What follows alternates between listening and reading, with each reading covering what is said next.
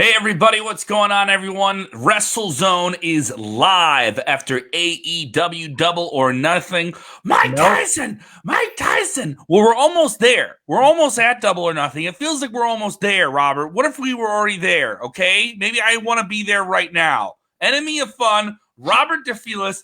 We're not even 30 seconds into the show, Robert, and you're telling me, no, don't go in having that fun already. Not me. I'm not having that. I'm not telling you don't go have fun. I'm telling you don't go make a mistake here. Well, I made a mistake, but then you had to come right on me. Jesus, you're on me like a murder hornet. See, now I have to go and be topical to get some trending information in there. It's WrestleZone. We're live after AEW. We're almost at Double or Nothing. Mike Tyson is going to be there, and I will personally pay him to punch Robert in the face. There, I said it. Is that fun? Is that fun? I think it is. I think there's a lot of money involved. I'll take the money. I can live it off. If there's $1 million on the end of his, if there's $1 million on the end of his fist, I'll take it. We have new tag team champions in NXT. They will also go in your house. We have a whole tag team breaking up, losing some titles, and becoming two big singles stars in one night. A lot to get into on this post show for AEW and WWE NXT on a Wednesday. We don't do it alone, Robert. Look at you and I fighting. We have guests here. We had I'm sorry, Iridium Fierro from Rest Friends is with us. Hello, Rest Friend. Hi, Rest Friends. How are you? We're getting that over. I think we're doing good. I mean, it does my heart good that I have to just look at Kevin's face. Wow, that was a compliment and not a compliment at the same time. No, it was a very much compliment to you and not a compliment to Kevin. You know, that's why. We're going in on it. All right, let's get into the big announcement tonight on AEW. NXT had one as well. We'll touch on both. They are coming up here on Double or Nothing on the 23rd. This will be their big pay-per-view in the no fans era of wrestling that we're all trying to endure and get through, and we hope you are doing that safely wherever you guys are. And we're getting Mike Tyson in All Elite Wrestling. It's very interesting. Mike Tyson has been on the lips of many a wrestling fan the past few weeks. Robert, you and I touched on this about a week ago. MLW, of all people, was starting to throw his name around. That viral clip of a 53-year-old Tyson working the bags with the trainer, still looking young and spry, and the talk of him having a multi-million-dollar pay-per-view bout. In boxing, once again, Iron Mike back in the ring, but he's back in the wrestling ring. He already had some connection with WWE. He's a Hall of Famer there. He was a big part of WrestleMania 14. Has professed his love for professional wrestling quite a bit. But here he is in All Elite. Tell me all about it. We found out that Mike Tyson will be handing either Cody Rhodes or Lance Archer the TNT Championship belt. And I think this is a hell of a play in front of nobody. This is AEW flexing some muscles, showing a little bit of vigor and cockiness. I think it's a badass move, and I think it shows that they're big time players. It's definitely not a cheap move. I'll say that. When you think of Mike Tyson, this is not a guy who's going to, first off, be on television for nothing. Whenever he was in WWE, they were paying a pretty penny to do it. He is one of those top dollar sports names, and you only see him now and then. And when you do, it's supposed to be a big deal. And you're already starting to hear his name as someone you're going to want to pay to see again. So the timing to get him back in there is interesting. This is obviously the biggest celebrity that AEW has worked with as a very new brand. That's another thing to think about here. There's a lot of money for them to spend, a lot of time to invest, and one that hopefully works out in terms of shaking off all the circumstantial hoops you're going to have to jump through with no fans there. Iridian, does this feel like a big deal? Do you think just the casual fan is going to see this and be a little bit more compelled to, I heard about that AEW show. I'm going to have to check it out now. They got Mike Tyson. I mean, I don't know if Mike Tyson, like for me, would be enough. Like if you were the casual fan to like, oh, all of a sudden, watch AEW for one night just to see Mike Tyson. Mm-hmm. He definitely does have that, he's a star. He's a big name, but I don't it's not gonna like make me want to watch it more now that he's announced. So I mean, I don't know. They could do a lot of things with him, I guess. Faithful fan of the show, James Espanto. You know what I'm doing? Iridian, you're here. You can do it better than me. You know what to do. All right, everybody. Please welcome to the WrestleZone chat, James Espanto Fernando Taguay. you always throw a little bit more spice on the end. I try.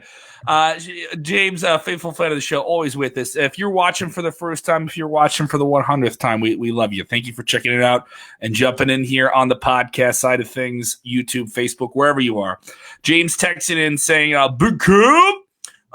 He says, did you see Evander Holyfield's response to the footage? I have not. I cover NXT. We do AEW first, but let's get into this here. It's only because of alphabetical order. All right, don't get mad at me here. We made that executive decision a while ago.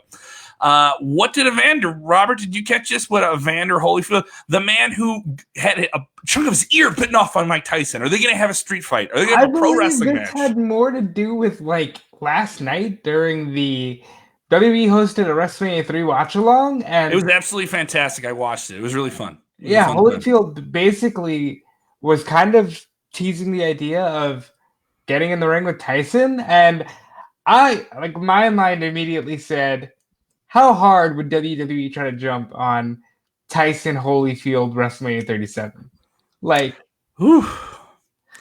Well, honestly, this, I mean, money. Mike Tyson probably has a WWE check coming to him in the future for something if he appeared in All Elite Wrestling coming up here on the 23rd. And I there's going to be something with him. And now, yeah, I agree with you. If WWE wanted to have the hype of whatever is going to happen here with these two guys together, I mean, if you're in the pay-per-view business, you know, you could even say that if you do the WWE network, you're in some form of the pay-per-view business. And another thing is pay-per-view customers are used to spending money, big money, when they know Mike Tyson is going to be on. So he's a name that's kind of connected with that type of world. It's a big deal. He's going to present the winner of the TNT Championship with the title. Let's get into that. What's the latest hype here? Cody and the Murder Hawk.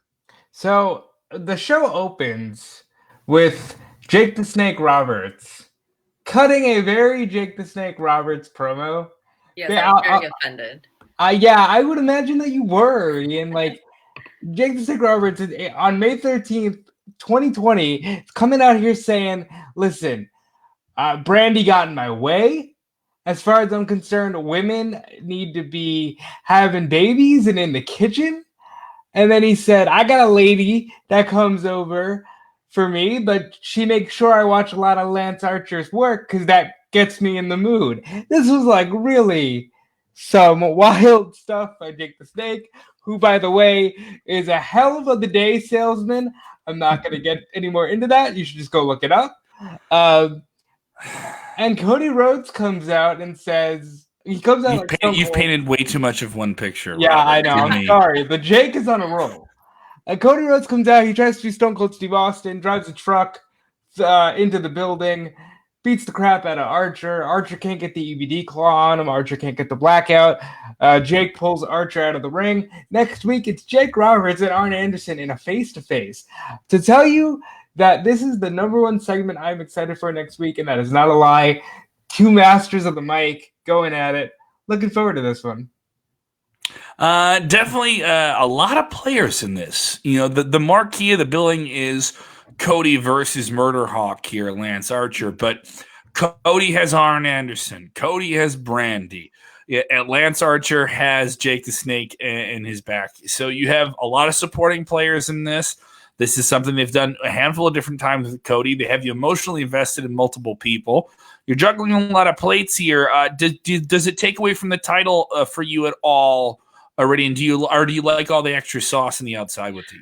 I do like all the extra sauce. Honestly, I wasn't like extremely invested in this tournament. But now, you know, Jake the Snake and like putting the snake on Brandy last week, like that was like war. Like you're calling a war. And I'm super excited for what's to come, because Cody did come like a badass today. So in the big old truck, he didn't storm in as much as I wanted him to, but you know, we'll see if that when a man drives up in a truck, And he comes out of the truck angry. It seems like he's ready to fight. We've been conditioned that if you show up in a truck, it is the number one vehicle of people that want to go to a fight. Am I correct? Yeah, I mean, when you come out in a truck, like it's not a Ford Focus, okay? Like this is. I guarantee you, like whoever sells the trucks, God, I just want to do a commercial where we have someone drive up in a truck and they punch somebody in the face in a parking lot, and then they get in the truck, they drive away. That is the vibe. Your number one truck to go punch someone in the face who talked to your girlfriend at a Walmart. And they had the Nightmare logo, the Nightmare Family logo on top of the truck. I was like super intimidated. That has been something I know. I always have something bad to say. I'm confused always about the Nightmare Family and the Elite and the Inner Circle. And is Cody still in the Elite, or is he in the Nightmare Family? I'll clear up the confusion. I'm not the only person who says that. The Nightmare Family is basically Cody and whoever's around Cody. The Elite is, I guess it's when you think of the PTE crew, like that's the Elite, even though like half of them aren't there right now. They're going to be in a stadium stampede. That's crazy. At the pay-per-view. That's going to be some shit. Like, tell me about this. What is a stadium stampede? So as you know, Daly's Place is right next to TIAA Bank Field, where the Jacksonville Jaguars play, and it's basically an empty arena match on a football field. So it's gonna what? I always thought like they have that big stadium right next door. No one's there. It was cool to see a big chunk of that in the street fight last week with Kenny Omega, Matt Hardy versus Chris Jericho and Sammy Guevara. You got to see shades of it. I was like, yeah, use everything. Why are you bound to, especially if you're going to do a match without the ring? WWE had so much fun this past week at Money in the Bank. Check out our post show with that. A lot of people checked out that show and were really into it. I think a lot of people who crapped it on Sunday night have watched it since. I've heard from a lot more casual fans, they want to see something risky and different, especially if you're not going to have fans. So both AEW and WWE kind of embracing the idea of, yeah, let's push the boundaries aesthetically. What do you think is going to happen here, and who's going to benefit? I think, well, first of all, I want to clear up a little bit of confusion as to who the hell's in this match. So Cody's not in this match, clearly, because he's busy fighting a murder hawk. I haven't seen the Bucks in about 2 months. I guess where have they been? Matt Hardy's like in a what's the word I'm looking for? He's an honorary Elite member. Who is in this match? My guess would have to be it's the Bucks, Hangman, Omega, and Hardy. And Hardy, yeah. Right, but that seems like they still would need another person. Is it the Elite without Cody? You know what I mean? Cody is the lifeblood of that group, and I think it's just going to be a little weird. So for that matter alone, I'm going to say advantage Inner Circle, and they have to win. Don't worry, the Elite gets it back at the Blood and Guts. I mean, if we have Blood and Guts. If we have blood and guts. Good answer there. Already, and I saw you tweet about this tonight. Big fatal four-way for the women in AEW. It is one of the more, if someone wants to come at the AEW and take a shot at it, people do tend to take a shot at the women's division, which I will say sometimes when you just stack it up, sometimes next to NXT, sometimes I lean towards what NXT has. There's no shot at AEW. I think they have some tremendous people, but it does seem to be a spot. But I understand they had a great fatal four-way tonight.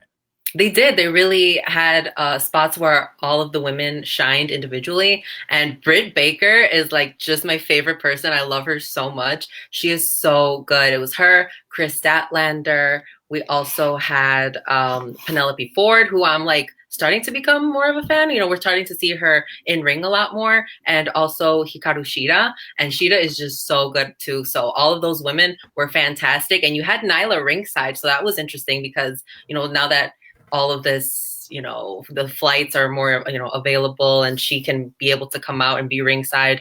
It's just nice to see her there because for a long time, it was just the women fighting and like the champion was never there. So now that the champion is there, like, I think it sparks something more. It gives it another element. And Nyla met Shida backstage while Shida was having an interview. And she said probably the greatest line so far in AEW. Nyla hit her with the kendo stick. And she said, "I found your kendo stick, bitch." And it was like the greatest thing ever. Like people popped on Twitter. Yeah, she did find her kendo stick. And my thing is, how do you not like have one of your own? How do you not have some spare kendo sticks around, Cheetah? I think we Are you need saying to. are you telling me that there's just a closet at Daly's place that's like filled with bamboo crafted Yeah, crafted martial arts weapons? you don't live in the state. I happen to know that about 5 minutes out, there's a Kendo Sticks R Us. Oh, Okay, okay. Wow. Cheetah needed to get. She needed to get her He's in shit Florida. He knows I the know. spot. He's got He a knows kendo all stick these guy. places. I mean, let me tell you, Cheetah needs to get herself together. I thought Nyla Rose was fantastic, but you buried the lead. Britt Baker is a star, and for some reason, she became maniacal here and just decided, I don't care about the match anymore, and I'm just going to have Statlander in the lockjaw for 5 minutes, and those two will fight at the pay-per-view now. Good stuff there. I really enjoyed what the women had to offer tonight. Yeah. Ridian, any other big takeaways from AEW? Must watch things that are really compelling you towards this pay per view coming up on the 23rd. Oh man. I know that Jurassic Express had a really, really great match against Best Friends, and that was like the opening match of the night. And I'm really interested in MJF and Jungle Boy. I know that we don't see a lot of Jungle Boy individually, and MJF is just a star on his own. So I'm really excited. They're both the same age, so let's see what the kids got. Like, I'm ready. I'm excited for it. Yeah, Jungle Boy is. Go ahead, Robbie. I happen to know that a lot of the female fans I talk to tend to get very excited for the Jungle Boy matches. Jungle Boy's great. I don't know what is it about this Jungle Boy. We don't know. It's the hair, guys. I can tell you, it's the hair. Yes. What happens when Jungle Boy's got to put those curly locks on the line? That's going to happen. God, it's going to be a hair. I'm sorry. Hair anytime you get into wrestling, people start paying attention to your hair a little bit too much. You know, people want to go a little bit Brutus Barber Beefcake. The first time I saw Bianca Belair from NXT on TV, I was like, at some point, that braid is on the line. Like at some point, not even her whole hair. It was just the braid. Like it's just like even that would just be brutal. But yes, one of these days, Jungle Boy's gonna have to put on his luscious long mane on the line here. I thought it was particularly violent what Wardlow did to young little Marco Scott, whipping him like a toy. I was scared. My poor Marco stunt. I'm gonna need you to do that again. What's his name, Kevin? Marco what? Marco stunt. Marco stunt. There you go. Marco Scott. Act like you watch the product, Kevin. I didn't. You guys do. I watch NXT and you guys watch AEW. Jesus. Look, you just try to take every little thing you got, Robert. All right? Robert literally is like planning in his head as every time you talk, Evan, he's like, "Oh, I'm ready to say something. He's gonna say something. Yeah, I'm ready. Yeah. Like, Natural I'm gonna heel. get Kevin. I'm gonna get him today. Yeah, that's what I'm gonna do. They also have this ladder match that's gonna be at Double or Nothing, and a lot of people got attacked. This like Orange Cassidy got attacked. Marco got attacked. Everybody was getting attacked. Everyone's getting blindsided tonight on AEW. Everyone's getting blindsided. There was plenty of that tonight on NXT as well. There was a lot of like brawls and people getting attacked. Like everyone, both shows were doing quite a bit of that tonight. Everyone gets laid out here. Daniel Miller texting in saying AEW showing off how empty arena shows with actually putting people in the crowd. WWE's putting people in the crowd. WWE is just way behind AEW in these shows. I think he's just talking. I'm sorry, this is hard to read this. Why do people need to go here? And I know this is usually Kevin's bit, but like, do you feel better about yourself just because you said, I appreciate the way AEW is doing this so much better because AEW is just showing WWE how it's done. AEW has more disposable people that they can put in the crowd, and yeah, it's a different vibe, but the way WWE does these shows is just fine. And stop with the need to divide the audience is sickening. Yeah, imagine if we all stick together. I'm kind of tired. I'm kind of worn out on that idea. There was a period where I thought, particularly some of the marketing that not even AEW was jumping into, but certainly TNT was. There was a period where they were marketing as this show is so much better than WWE, and they were like saying it. And then certainly they've gotten away from that, which is positive. And kind of let the show speak for itself. But I mean, you got to admit there is this saltiness That's always going to be there. There was something that was there in the 90s when we had the Monday Night Wars, but here it is now and here something other people don't want to say, on a much smaller scale. This is much smaller scale war here. You want to hear this week in wrestling fan saltiness? We report today on the big announcement that WWE NXT would make, and I'll tell you about it. They're doing a takeover in June. And we say, what do you guys think this might be? Earlier this afternoon on Twitter at WrestleZone.com, all one word. And the one response you get from one person who has 4 things on their Twitter profile, it's the Seattle Seahawks and AEW and 2 movies they like, right? And they say, are they going to announce that they've conceded the Wednesday Night War and they're moving to a different night? That was like maybe 1 or 2 of the different responses.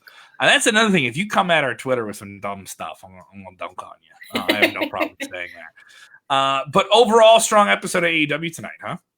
Strong episode of AEW. I thought it was a really, really good show. I felt like, hey, we're on the road to a pay-per-view, and we've got one more next week for the show on Saturday, and it should be really good. But I want to get into NXT because what did D-Generation X announce, Kevin? D-Generation X was present, and they did their usual shenanigans. These are grown men, deep into their 40s, maybe even their 50s, being all goofy, reminding you of cool stuff they did in the 90s. Hey, guys, remember the 90s? That's now nostalgia. And one thing that WWE is pretty good is about using the past to kind of propel the future quite a bit with the WWE Network. And they will have WWE NXT TakeOver in your house because you can't go and see it in person, and you're going to watch it in your house. Get it? That was something they presented, was kind of funny.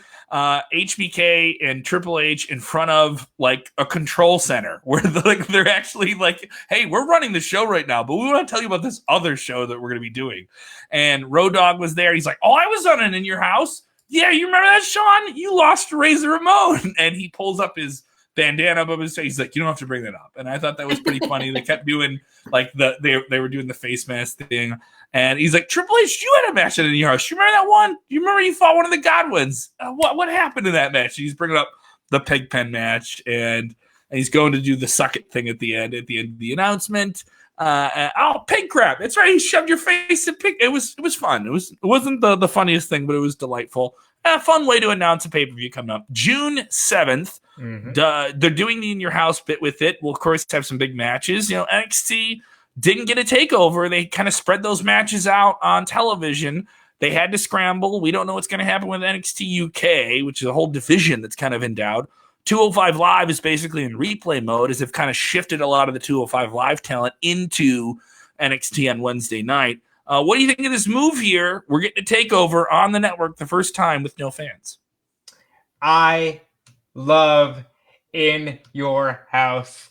This is like, I started watching wrestling, watching like the In Your House stuff. I was so giddy for this. I completely stopped watching AEW for a good 5 minutes because I was very excited about the announcement of In Your House. And this is how you do, hey guys, you can't be here. We're all spending time at home. Here's an In Your House show. I hope they get Todd Pettengill, who was on the bump this morning. I want it. I want a lot of just cheesy 90s new generation references, and I could not be more excited. I think they're doing great at marketing these like in-home pay-per-views, like a WrestleMania. You know how they had their shirts like I wasn't there because there was nobody there. Like all the wrestling shows so far are in your house. Like this is genius. And it's definitely having a sense of humor about it and embracing the reality of it. I'm okay with it. What do you think in terms of a title match? It seems like we mentioned this last week, kind of coming out of that show, that you have a couple scenarios already. You have Rhea Ripley, Io Shirai, Charlotte Flair kind of on a pattern towards the NXT Women's Championship.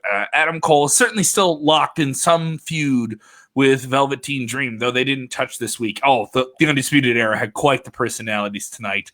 All 4 of them cutting a promo on Zoom as if, hey guys, isn't it great to be back? Oh, dude, you're wearing an Undisputed t-shirt, so am I. And Kyle O'Reilly is not present at WWE NXT shows. He has a form of diabetes he can live with, but it puts him at a bigger risk to be around people right now and not take the calculated risk that all performers are taking right now.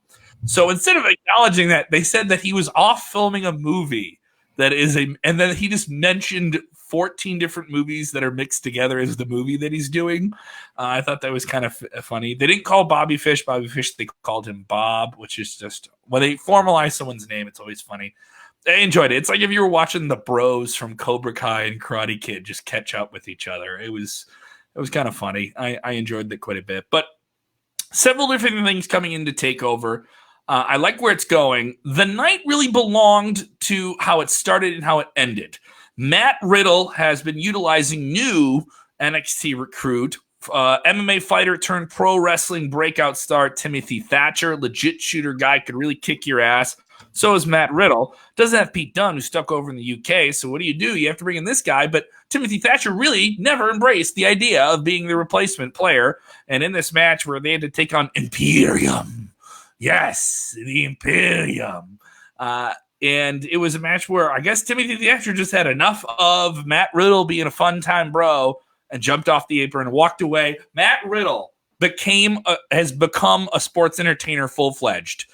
This guy has made a full-on transition. I don't think since Brock Lesnar, maybe even Ronda Rousey, have we seen someone take to wrestling so quickly. He's doing Kurt Angle level stuff now, where you are so compelled by his performance. He's yelling, Tim, bro, what are you doing, bro? And then he gets whomped and finished, and Imperium are the new NXT Tag Team Champions.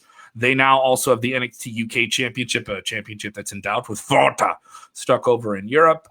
This is a weird scenario. Then it spirals backstage. Timothy Thatcher saying, I don't want to do game shows with this guy. I don't care about this bro stuff. Then they're brawling and interrupts him. Then they come on a commercial break, and Matt Riddle, covered in sweat, is on FaceTime with William Regal. And then he says, I got a match tonight with Timothy Thatcher. Then he gets hit with a TV. Then they end the night with the two of them brawling all the way. Give it up to Matt Riddle. He is the MVP tonight.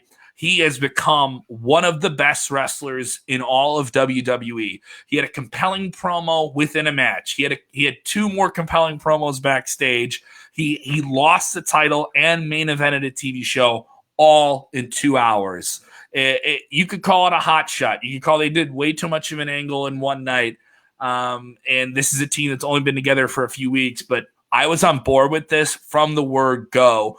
It kind of caught me. It made me not want to change the channel when I realized, like, oh, wait, they're going to do this tonight? Like, that was cool. And so, because like, once a tag team breaks up with that, what's the number? What's the number? You do one, and your next dance step is what? They have a match, right? Mm-hmm. So doing it right away, I thought was cool. It was like, yeah, skip the obvious and let's get into it. I think especially now as you have a greater sense of anticipation because we're stuck here. We're stuck. Give me the next thing. We're the next thing. Like we're eating all of our food before we actually have to eat because we're bored, right? So I thought it was really, really cool. We got more in the NXT Interim Cruiserweight Championship. Jake Atlas is becoming quite the talent here. He took out Tony Nese, who is now mathematically eliminated. He is done. But Tony Nese actually got some shine here. He got to attack Isaiah Swerve Scott later on in the night. Two strong matches for everyone involved here. I think Swerve is a guy that a lot of people didn't see to rise too quickly, though I think the long math was on him. Like he's a guy who could win something later on. I think they've done a good job with everyone in the Cruiserweight tournament. Even the guys who lost have more storyline stuff here. This is doing more for the Cruiserweight guys than I think they could get if they were just doing 205 Live. And unfortunately, what becomes an afterthought in the white noise of wrestling when they're on Friday nights after SmackDown on a network TV show, this really gives them more of a featured role. They've been integrated with NXT for quite some time. I'm starting to feel that division as guys who really want that title. And it's an interim title, let alone that. So it was a really, really strong night at TV all around. I really, really liked it. I like what they're doing. And another thing to think about, too, is, we got Finn Balor, and he took on Grimes. Grimes won. If I told you that before the show was going to start, I don't think you would have believed me. But Damian Priest revealed himself as the man the snake that attacked Finn Balor 3 weeks ago backstage. We never found out who did it. And whenever he said the snake, everyone thought, oh, Randy Orton? Are we getting Randy Orton? Finn Balor and Randy Orton? But no, that son of a bitch has to stay on Monday nights, okay? He doesn't work Wednesdays. All right, I don't know. There's TV shows he wants to watch. He's a Masked Singer fan. Randy Orton loves the Masked Singer. I don't know that. I'm just speculating. But it was Damian Priest who attacked Finn Balor, revealed this during the match. They're doing things where they reveal during the match. It kind of has that Crash TV element they did a little bit in the 90s too, where you're compelled by things that they throw at you randomly that catch you off guard. Overall, a really good episode of NXT. What do you guys give AEW 1 out of 10 tonight? What do you give it? I give it an 8. An 8. I'm going to give it 7. I think it wasn't as good as last week, but it was still a solid show. I was entertained. Mm-hmm. I'm going to give NXT an 8 as well. I thought this was a really good show. It doesn't completely set up a pay-per-view, but it has that like 2 weeks right before a pay-per-view type vibe, even though this is in June. They could have announced some pay-per-view matches tonight, and I would have been fully blown for like, all right, yeah, that completely makes sense. Like, this was pretty cool. I like what they did in general here. Overall, really, really fun times here. Do want to get into another story that broke late last night in the world of wrestling. WWE Backstage, we mentioned they did their WrestleMania 3 replay last night. That benefited WWE Backstage quite a bit. Gave it a boost in the ratings. Sold CM Punk, Chicago man, Iridian. Shout out to him. Yeah, he actually is not that far away from where I am right now. Oh my God, you can go visit him, Kev. I'm in Wicker Park. Yell out the window. I don't think we should do this on a wrestling show where they want Iridian. That is a bad idea because I'm going to get into a CM Punk story within the show. I will tell a CM Punk story within this show if you want to hear a CM Punk Chicago story. But CM Punk's on WWE Backstage, and they announced out of nowhere that Sami Zayn is no longer the WWE Intercontinental Champion. This is something we thought we were going to get on Monday night. There had been a lot of speculation about the status of Sami Zayn in WWE. They have a lot of talent on the shelf right now. They kind of want thinner rosters. They don't want nearly as much people at the Performance Center. If you don't have an active storyline, you're not going to be on TV. They don't need people for jobber matches. They're not taping main event. They're not doing, house shows. So they're only going to use the people that are going to be on television. And for whatever reason, Sami Zayn, your Intercontinental Champion, is not on TV. So why is that? Dave Meltzer says, well, talent has the option to not perform if they don't feel so. And Sami Zayn is someone who's done that. Now, that's Dave Meltzer. Sami Zayn hasn't said that, and WWE hasn't said that. All they're saying is he's unable to compete, kayfabe, right? And they've taken the title off of him. Now, the response to that was, what about Brock Lesnar? He doesn't show up for months at a time, and he's your world champion. So it's wishy-washy logic, but Sami Zayn no longer the IC champion. Iridian, what do you think? I think it's a little petty if they took the belt off of him because he's choosing not to go. I wonder why they really took the belt off of him because Sami Zayn was like tweeting, like, I'm still the champ. I don't care. So I don't even know what to think. It could be a story. It could be a story. Yeah. They need their Intercontinental Championship. I mean, it's not like that is their workhorse belt. They can't let their workhorse title sit home for 30 days. You can let your WWE Championship and your Universal title stay at home for months, Kev. I mean, Rob. Come on, Rob. What do you think there? It's not the workhorse belt. It's the Brock Lesnar and Goldberg can get it off of a rising star and F off for 30 years belt. So, like you have a reputation to hold.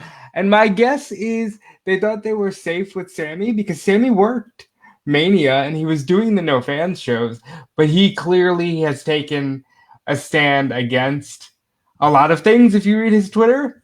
So they're just doing what they have to do, and I'm sure. Also, I think that the rush to, Sami Zayn is in hot water with WWE. We heard some people report that, he's difficult to deal with and he's all these different things. He's just a guy who has an opinion. I think as much as you guys think that's a bad thing, everyone's like, they're done with Roman Reigns. No, Roman Reigns is going to be able to come back to WWE whenever he wants. I think there's a lot more patience from WWE in terms of all right, there's some people that don't feel like they want to be here right now. I mean, you look at what they did with NXT tonight. They have found a way to bring Beth Phoenix and Maura Ranella back to that show without having them there, without physically having them there. And if that's something that a wrestling talent could do to be on the show and not take the risk or minimize the amount of times they have to leave home, because then they have to quarantine for 2 weeks at a time, there's going to be some. It wouldn't surprise me if I watch SmackDown this week, and I don't know if he's going to be there or not. If I watch and a Daniel Bryan or a big name guy isn't there, we didn't see Edge and Orton for a month, and we know that elements of this are being taped, and some of the shows are live, and some of them are not. I mean, Sami Zayn dropping the title makes sense because if he's not going to be there for a long time, and they want to do something with the title, and it could benefit a Dolph Ziggler, it could benefit an Apollo Crews or somebody that is active in storylines on television now, that's okay. I don't think being a healthy scratch all the time is a bad thing. And that is something that I don't think is going to be held against Sami Zayn. And if it is, we'll see. But immediately everyone's like, Sami Zayn's got to go to AEW. It's going to happen, dude. Right away, Sami, they took that belt off you. You should go to AEW now. First of all, Cody would never do that to you. I want to point out that typo. It clearly says Sami to AEW conformed. I think the issue here is that Sami is not conforming. And that is because to conform now is to say that you want to go to AEW. You want to go where all the cool kids are going, right? Here's the thing. Would fans be nearly as butthurt if this was being taken off of Baron Corbin? Would fans be nearly as bothered? No, they would applaud it. There would be a parade. Parades are not allowed, but people would have a parade. It's the fact that it's Sami, and people know why. They know what Sami's stance is on certain things. You can't have an absentee IC champion. I fully stand by that because, again, workhorse title. Now, moving forward, though, this opens up opportunities for guys like Drew Gulak. This opens up opportunities for Jeff Hardy to have one more run with the IC title. This opens up a lot of doors, and we're in a time where we need championships and we need stars big time. So you got to make do with what you got. Yeah, we saw it on this week's Monday at Raw. We have Becky Lynch is off the table now, dropping the Raw Championship, vacating the title. Now you have another title vacated because of different shakeups. You don't have Roman Reigns. John Cena is absolutely a part-timer now, and that's the honest truth. And you just got Edge and Orton back. So a lot of those top-name guys that casual fans know, guys and gals, you don't have the Bella Twins anymore. So you have those names that casual fans know are not there right after your biggest show of the year. And people are complaining about ratings, but look, WWE made some moves this week that were compelling. If you're going to have a Becky Lynch leave television, try and make something out of it. That's the only difference I have here. Obviously, Becky Lynch is a super big star. The Raw Women's Championship, I don't think by any stretch is a much bigger deal in terms of titles that people want in wrestling than the Intercontinental Championship. I know it has a much more prestigious lineage. Say that one 4 times fast. But definitely it's a different case of which one do people care about more. Whichever one that Becky Lynch has. She's a much more compelling character here. So different shakeups. Though WWE continues to pivot and move around the coronavirus, where can you have wrestling? Can you have it with the crowd? Well, I wrote about this today at WrestleZone.com, a piece about Arizona. Arizona's governor, Doug Ducey. Yeah, I bet he got made fun of in high school. That's a doozy of a name. Hey, Ducey, you going to go to the bathroom and drop a deuce? Yeah, I guarantee you somebody said that to him. He said he wants live sports back in his state without fans this weekend. This weekend in Arizona. Now, Arizona is it ranks 23rd amongst the states in the coronavirus pandemic rating amongst the 50 states. That's not even like the halfway mark, dude. That's not good. Well, they do have numbers that are trending well. I guess that's why they're making this decision. And they've said this, but mind you, this is without fans, and they want all the major sports leagues. Now, obviously, that opened up speculation this morning from wrestling fans. Well, then that means wrestling is going to happen. I wrote about this, and it was more an exploration of how WWE has pivoted and AEW has pivoted to go and produce their television where they can within regulations. And WWE certainly made good moves, and so is All Elite Wrestling. I don't see either one of them leaving Florida right now. But now you have WWE still trying to do events with fans at some point in the year 2020. And the biggest one on the calendar is SummerSlam. It is one of the big 4 pay-per-views. It was set for Boston in late August, but Boston, Massachusetts, and the state of Massachusetts has declared that they will not have any large gatherings, at least at this point, until after Labor Day. At least that is the current conditioning here. WWE making a lot of different moves. WrestleVotes, the scooping Twitter, revealing that WWE is still trying to figure out some way to do this event, and if they need to, push it back to September. So we would have SummerSlam in September, which seems very odd. Here's where like that logic doesn't sync up with me. And I like WrestleVotes, it's very reliable Twitter, but we're talking about a guy who didn't postpone Mania. You really think we're gonna have SummerSlam in any month other than August? Do you really we'll probably get it at the Performance Center if we can have fans in Florida, and I know Ron DeSantis wants fans at wrestling events by July. We might get it in a small arena in Florida. Maybe it's at the Performance Center with fans, but we're not getting SummerSlam in September, and I don't think.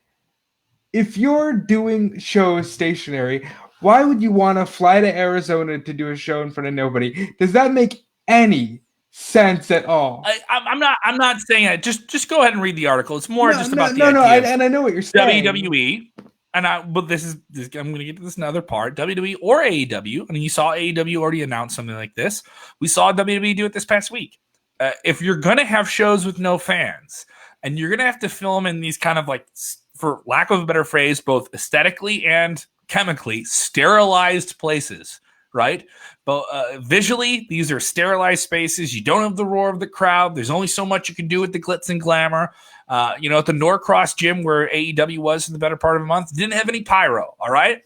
But now they're back at Daily's Place. At least you're in an empty arena. You can do bigger, wider shots. You can do a lot more sweeping zooms. You can do wild street fights, right? They had fun with that. They're going to do an entire street fight in an empty football stadium. Good for them. Embrace the wild possibilities if you don't have fans, right? Fight in the empty seats. And WWE then said, why don't we use our corporate building? Let's have a big old goofy fun match. And I watched that again, and I enjoyed it more the second time. So should SummerSlam be at the Performance Center? Should it be somewhere else? If you're not going to have fans, should you do it on the beach? I'm of the thought now where keep pushing the envelope and be safe, do stuff without fans, limit the amount of people you have, but why not have a show in Arizona? If you're allowed to be in Arizona and you can travel there, you take a little bit more risk. Obviously, traveling then, I would say that becomes then. I'm not running a TV show. I'm just a fan covering it. But I think that could be something then. But you do open up the possibility of fans trying to get to the show and crowds trying to come watch it somehow. Why do you take the risk of travel? Oh, I'm not saying you're going to, but I'm just saying in terms of doing a show with a different Zoom background. If I had something else besides these curtains, I think the guys watching the show every night would maybe appeal to it, right? Iridian, would you understand that? Yeah. Yeah, I'm not going to wear the same dress all the time. That's all I'm saying. Shake it up. No, well, the thought of Kevin in a dress outside of my mind right now, I just don't see a reason. Are you saying I can't pull off a pencil dress? I think that you can pull off whatever you want. You are a beautiful person. But outside of that, I really think that Iridian, give me a hot number. I want a hot club number. Listen, WWE has give me the Make Him Jealous outfit. I got you on a makeover, Kevin. She's like, all right, I'll give him the junior prom dress. He's not going to see it. What do you think of this here? SummerSlam, doing different shows in different places. What's your feeling on this? Do you feel weird about SummerSlam not happening in the summer, technically, in the eyes of most people? I mean, I think they'll go on with SummerSlam in the Performance Center. I don't see them going anywhere else. But if they choose to do that, I mean, what's wrong with it? Honestly, as long as they're doing things like they're keeping their superstars safe, everyone's getting tested. I mean, whatever, go for it at this point. With everything that's happening, I feel like, AEW has been good about, testing everybody, and WWE about testing everybody. So, I mean, if you want to have it somewhere else, like Arizona, Robert, there's nothing wrong with it. So, I mean, there is the kind of like logistical issue. You're literally traveling for no reason. Yeah, I agree. You're traveling for no reason. You have your base of operations in Florida. It's safer to run it in Florida. The state of Florida they were more accommodating early on about this and deeming them an essential service, which got WWE such a bunch of flack. But I don't see them leaving Florida unless they have to. I mean, it's either Stanford or here. I wouldn't mind them doing a roof party on top of the WWE headquarters again. If they did that again, if they did an entire show on top of the WWE headquarters, I would be like, yes. If they wanted to go and do more stuff outside of the Performance Center and they went to the headquarters in Stanford, I would be like, hell yeah. This is a crazy idea. I know we're bouncing around here just with the idea of just the shows being in somewhere else that they're not currently. I was watching a live stream of Times Square. It is, in the eyes of America, the busiest place in America. A bunch of branding, big giant billboards, and you're always seeing it filled with people. And I walked through it, and it was corny and weird, but it was everything you thought it would be, right? And I thought, why not do a show in Times Square before the end of the year when things are safer in New York City? Obviously, they're not now. New York is the epicenter of the crisis that we're dealing with here. I have an alarm going off on my phone. But I'm just saying, like, go and try stuff. When you can start to get the show on the road a little bit, you can't have it in big arenas. You can't. I'm saying maybe if we're safe in the fall, and you could go and do things with a limited crowd. Don't go and be in arenas that are empty. My thing is like, go. I want to see Monday Night Raw in a high school gym. Like that. A year ago, that would sound insane. Now it's like that would be cool. Like that would be really, really awesome. I want to see SmackDown in the parking lot of a hospital. Like go do it for the nurses. Hey, you guys are on break? We got John Cena slamming people outside. Go check it out. Like something like that. Like bring the show on the road in a way that you can. That's just my take here. So that's what I'm thinking here. Covering more things here. We have comments from Vince McMahon, the chairman of the board, says that he has no doubt that Becky Lynch will be a phenomenal mother. She'll be a great mother. The man becomes a mother. We'll make the T-shirt. They already have a T-shirt. It's the marketing ability of this company is next level. I just want to always remind anybody whenever Vince McMahon tweets anything, I don't care what ghostwriter is doing it for him. He once just tweeted, no flashy words, just happy birthday, Shane. No. See, that's one that Vince wrote. That was actually him. Yeah. Very on brand. I mean, I guess Vince hasn't forgiven him for that lockbox issue a few years back. But you know what? The man, Becky Lynch, becoming a mom, I think will live on as like the most touching moment I've ever seen on Raw. And I thought it was great. And Becky, by the way, had a run that most people, male or female, would dream to have. Wins the Royal Rumble, wins the main event of Mania, holds the belt for 400 days, and just leaves to say, all right, I did this. I'm going to go have a kid. Later. Awesome. The man is gold. I cried when Becky announced that she was going to be a mom. I was super excited for her. I have 2 cereal boxes with her face on it. She's like everything. Like, if I was ever a wrestler, I could only dream of having a career like Becky Lynch. Like, she didn't have, the people behind her, but all of a sudden, she had the support and she got the push, and people backstage weren't hearing her, but she became a woman who got to be the front of a cover of a video game. She was on the cereal boxes in the movies and stuff like that. So it was just like a really nice moment to see Becky and Asuka interact like that, to have them both be like, well, you could be a warrior. I'm going to go be a mother. I was like, oh my God. I was like in tears. I was like a hot mess on Monday night. Who gave her that line? Who wrote that line? Nobody wrote that line. That is one hell of a line.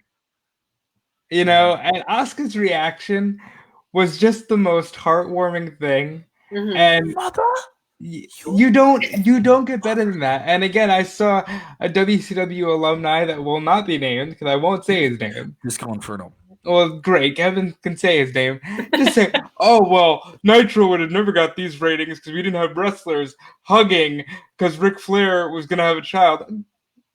Go screw yourself. Really. I mean, like, let's just take apart everybody's great moments because, we didn't have half the career that Becky Lynch had last month.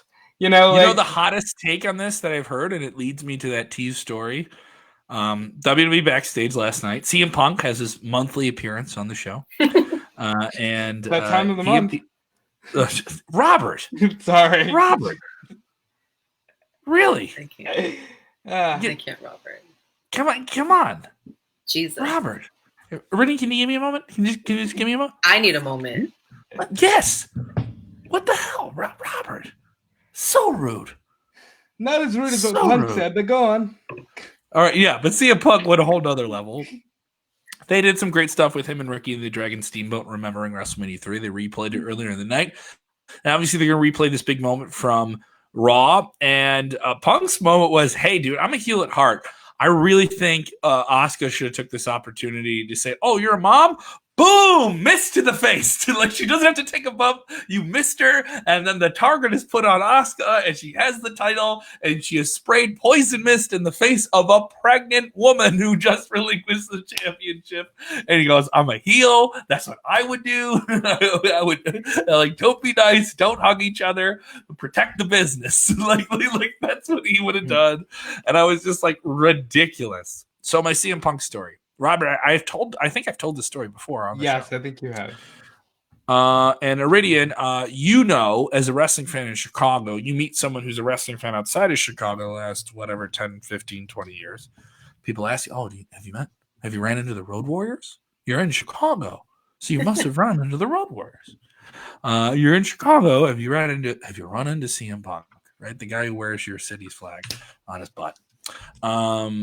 I did not mean to run into CM Punk, but I literally bumped into him on the street in a city of 3.4 million people. This is like almost like sometime last fall. And it was definitely something where I didn't know it was him when I bumped into him. And the person I was with was like, isn't that one of the wrestlers you like on TV? And I turned around and he was looking at my show, like in the sense of like, I don't want you to come over and talk to me. And I was just like, okay.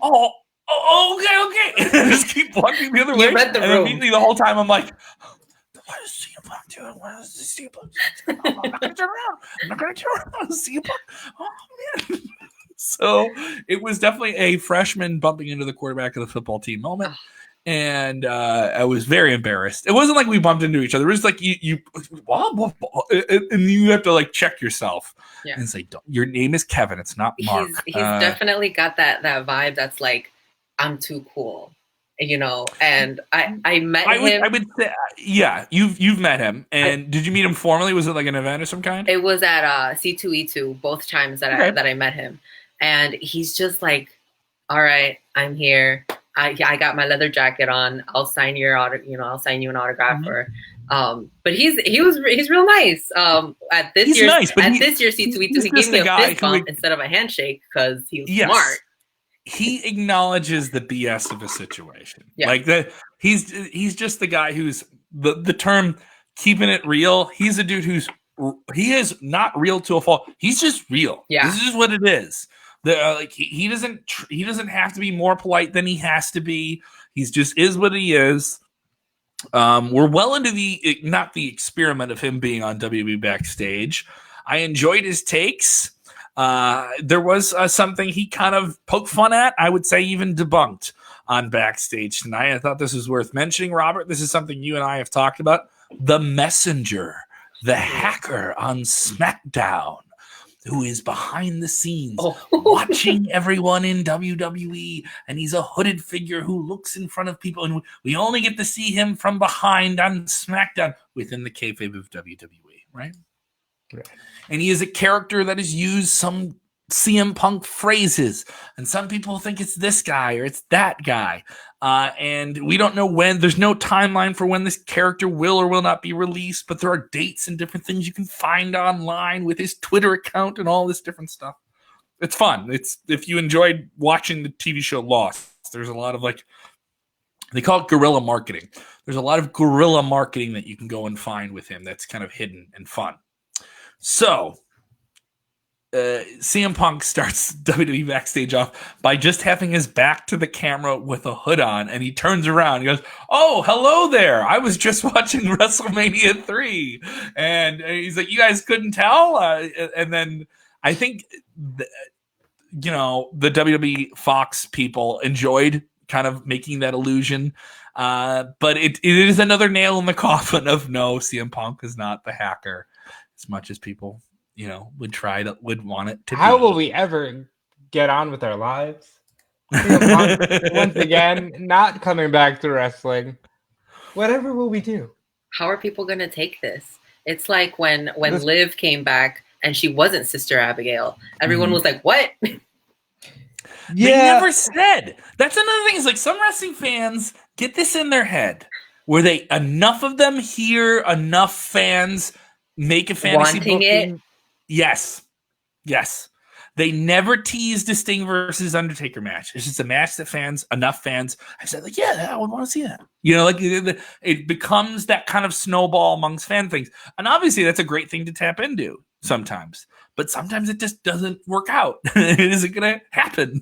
I don't think CM Punk is a guy, if he wants to wrestle, I just don't think he wants to do it in WWE. If he does it, I don't think he wants to do it. Is he a guy who's like, yeah, I'll take a check. I like Renee Young, Booker T. Yeah, we've had some fun matches. Let's talk about wrestling. I'll watch. Yeah, you want me to watch Raw and I'll watch some people I've wrestled before? Sure. And I'll come on TV and I'll talk about it just like if I was an old NFL player and talk about the Super Bowl. Sure. That's what you're getting from CM Punk right now. So yes, he finally got to eat his ice cream bars that he wanted. Yeah. So who is the hacker? Who do you guys think the hacker is? William T. Wade just texting and says he thinks it could be Drake Maverick. That would be quite the pick. Wow. I can tell you the one we all think it is. If you actually look at the imagery with it, it has a circle of light, and that is something they've used on merchandise for one Mustafa Ali, who's not been on television. Who's also from Chicago. Former police officer, suburban police officer, by the way. We have to make that correction there. Robert, what do you think of the hacker element? It is one of those, it's not the biggest, most popular storyline, but in terms of the mid-card, it does have a long, long build to it for WWE. Now, if you look at all the clues, and I'll keep this brief, you got a person here who watches all the products, who clearly doesn't like tag teams, and who clearly is just out to break up every single tag team. Broke up Mandy and Sonya.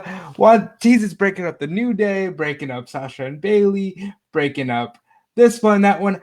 Robert, this hacker is like you. Sounds a lot like no you. one to be happy. I know, I don't think this hacker is like me, but given this person's penchant for watching all programming and wanting to see tag teams break up, my guess has to be Vince McMahon. Why? What? Vince McMahon doesn't like tag teams. This is a well-established fact. He thinks tag teams are garnish to the steak that is the singles wrestler, and he watches all the programming. Yeah. That's pretty ridiculous. I think it's Ali. There is some clues that have popped up online where they've been able to, and already you and I have done this where you take audio from something on TV and you flip it backwards and we mess around with audio. There's some people have done that, and there's some of the voiceovers you can hear it's not Ali. Some of them people claim it's Ali. Some people claim it's Chad Gable on one. Some people claim they don't know which one another one is, so they kind of decipher the voice. And there's a bunch of different things with the storyline and all this different stuff that is just fun to go down the wormhole with if you want to go and check it out. But I don't think any of it makes any clear and indistinct clue, as the circle of light is something that you saw Mustafa Ali wear on television. Mm-hmm. So and him saying, I am going to be this sense of justice, this ethical sense of justice that pervades over everything in wrestling. That is something that kind of connects it. But there's enough curveballs I want to throw at you to make you not think it's Ali. I'll say this. I don't think it's a female star. I think they've made enough. They shoot the person in a way where they're shooting direct on their shoulders, not shooting up to make them look taller or wider to kind of give them a better sense. The way they're shooting makes me think it's a fella. But that's just what I think here. All right, so we will be back tomorrow afternoon to wrap up the week on WrestleZone Daily, but a lot of content for you to consume between then and now on the podcast feed. John Moxley, Christian, exclusive interviews talking about their upcoming movie, Cage Fighter, Worlds Collide. Darby Allin from All Elite Wrestling, and Willie Mack is joining us as well for another exclusive interview to listen and devour while you were in quarantine. Those are also up on our YouTube. If you watch YouTube, subscribe to us and actually watch the videos. Turn your notifications on there as well. If you're watching us there, give us a thumbs up, a like, jump into the comments. I'll follow up with you guys in the comments as well. For everyone on Facebook, thank you guys so much. Thousands and thousands of views for our breaking news videos. If you want our Facebook live streams and you want to know exactly when we go live, you have to like our page, and Zuckerberg wants you to jump through another hoop where you have to follow it too. Ugh, geez. So it's so ridiculous. Now it is on to the plugs. Robert, be a gentleman. I'm going to talk to Iridian first here. Iridian, what's going on with Rest Friends?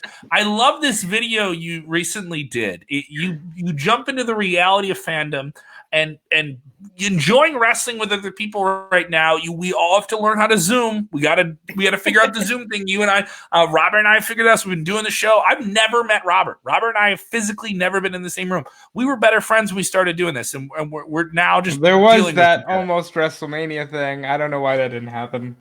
Something about a virus. Some people say it was a pandemic, but personally, I blame Robert. That's just the way I. That's fair. I'll take it. I'll take it, whatever.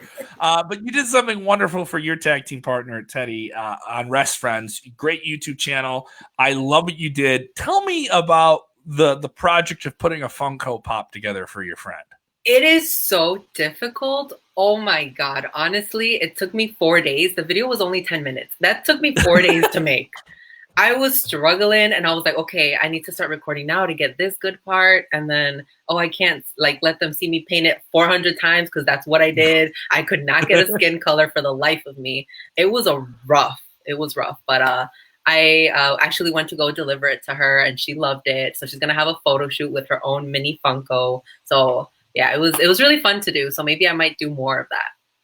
I might make a Funko Kevin and Robert. Who knows? Oh no! Because it's all it's gonna be is my head, and which is why it would be easier, Kev. Yeah, dude, I've gotten more insecure about the way I look doing this show in quarantine than when we were in the studio. Because when we were in the studio, Robert, he's not staring at himself. I'm not staring at myself. I would be from the side, and it would be okay, and I would just do the control thing from the side. I have to stare at myself the whole show. My head is so big. Oh my God. So gigantic. I don't like it. I'm not a fan.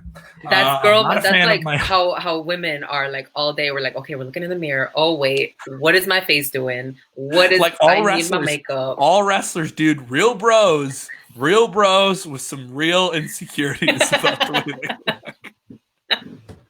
I do want to tell you about this. Iridian, you and I are in the broadcasting business, and it is a tough time to be in live entertainment right now. 101 WKQX, my alternative radio home in Chicago, is rallying around Civil, the Chicago Independent Venue League. This is some of the best rock clubs in Chicago that have launched the careers of bands you like Smashing Pumpkins, the Nirvana, the Ramones, a lot of big rock bands, a lot of big rap acts you love. They've all come out of Chicago or have come to Chicago and played in these venues. And on the 23rd and the 22nd and the 23rd, the 21st and the 22nd. So next Thursday and Friday, we're going to have a 34-hour radiothon on 101 WKQX. You can stream it at 101WKQX.com. And we're going to raise money for the staff of 34 independent music venues in Chicago and the greater Chicagoland area. Go to 101WKQX.com. Hashtag Save Our Stages. It's going to be really, really cool. I'm trying to book some special guests for that. Ooh. So that's coming up. That's exciting. Robert, tell me about the backstabbing you're doing with other people on the internet. I cannot top that plug for a very great cause. So instead, I'll just plug myself and say, follow me on Twitter and Instagram at DudeFelice. You know where to find me elsewhere if you choose to, but follow me on Twitter and Instagram. Go do Kevin's Save Our Stages thing, because that sounds amazing. All right, we'll be back late afternoon. Iridian, thank you so much. I always love when you're on the show. It's always very, very enjoyable. I always appreciate you guys inviting me on, so I always have a great time here. And check out Rest Friends. It's spelled Rest, WREST Friends, not Wrestle Friends. I've had some people texting me about that. So. And we gotta have Teddy on the show sometime too. We gotta have Teddy back on. Oh yeah, we definitely have to have a Rest Friend reunion on here. Oh, dude, we gotta have a tag team trivia match. I'm calling them out. Yeah, that's right. That's right. There we go. Daily versus the Rest Friends, man. I'm all down for it. All right, we will be back tomorrow, late afternoon. Robert and I will look at the ratings. The ratings, they're so important. We'll get all into it, and of course, we'll have everything wrestling at WrestleZone.com. You know what, Iridian, when you're watching wrestling, and we talk so much about it, maybe we should turn our brain off, and when we watch wrestling, what should we do when we watch this wrestling? Well, I think it's like one thing, and it's really, really important. Just one thing. It is something that Robert definitely doesn't want it wrestling. to do. Robert, you need to enjoy it because Robert sucks the fun out of everything. So honestly, you just need to take a deep breath in, let it out, and enjoy wrestling. You're on there. You're awful. Enjoy wrestling, Robert. You're awful. You're awful. Every one of you. Fightful.com.